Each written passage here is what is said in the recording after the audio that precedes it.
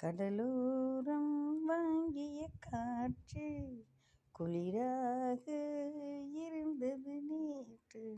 கடலோரம் இருந்துச்சுன்னா காற்று நல்லா வரும். ஆனால் நம்ம கடலோரமாக இருக்கிறோம் பாருங்கள், பொட்டை காடு.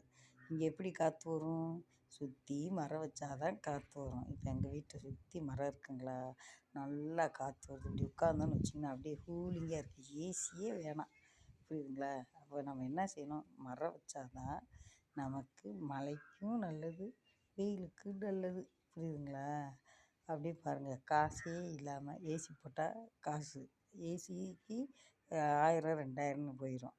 ஆனால் இப்போ பாருங்கள், இந்த மரத்தோட காற்று அவ்வளோ நல்லா இருக்குது, குளு குளு குளுன்னு இருக்குது. அப்போ நம்ம மரம் வச்சோம்னா நமக்கு எவ்வளோ பிரயோஜனம் பார்த்தீங்களா? விறகு கிடைக்கிது, வெயில் காலத்தில் காற்று கிடைக்கிது. பிரயோஜனமான மரங்களை வைப்போம், புரியுதுங்களா? சும்மா ஆகாதுன்னு போகாது வைக்கக்கூடாது. நமக்கு யூஸ்ஃபுல்லான மரங்கள்.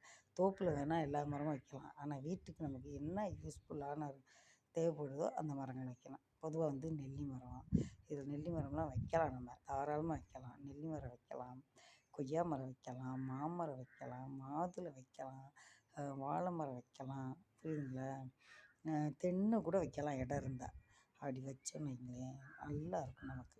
இந்த காற்று அது சூப்பராக இருக்குது. அப்படி உட்காந்தோன்னு வச்சுக்கோங்களேன், அப்படி நல்லா தூக்கம் வரும். அந்த மாதிரி காற்று வருது. ஏன்னா வீட்டை சுற்றி மரங்கள் வச்சதுனால கொஞ்சம் சுத்தப்படுத்தி நம்ம வச்சுக்கணும், புரியுதுங்களா? இப்போ நான்லாம் பாருங்களேன், சும்மா இருக்க டைமில் நான் சும்மா இருக்க மாட்டேன்.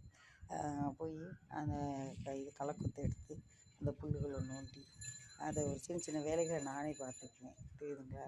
இப்போ நமக்கு அது ஒரு எக்ஸசைஸ் மாதிரி.